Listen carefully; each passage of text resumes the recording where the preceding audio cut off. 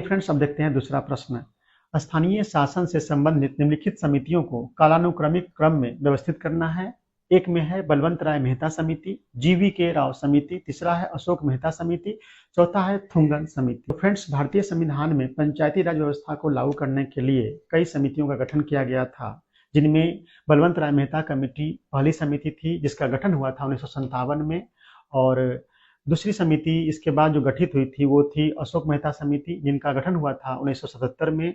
और जीवी के राव समिति का गठन हुआ था 1985 ईस्वी में, और थुंगन समिति का गठन हुआ था 1988 ईस्वी में। इस तरीके से आप देख सकते हैं कि ऑप्शन में बलवंत राय मेहता समिति पहली समिति थी, और यहाँ पे बी में पहला एक है। तो इस तरीके से बलवंत राय मेहता समिति का गठन 1957 ईस्वी में, अशोक मेहता समिति का गठन 1977 ईस्वी में, जीवी के राव समिति का गठन 1950 ईस्वी में, थुंगन समिति का गठन 1988 ईस्वी में। इस तरीके से अगर हम क्रम से सजाएंगे तो 1, 3, 2, 4 और यह ऑप्शन है बी। इस तरीके से दूसरे प्रश्न का उत्तर हो जाएगा ऑप्शन बी। सबसे पहले बलवंत राय मेहता समिति, दूसरा अशोक मेहता समिति, तीसरा जीवी के राव समिति, चौथा थुंगन समिति।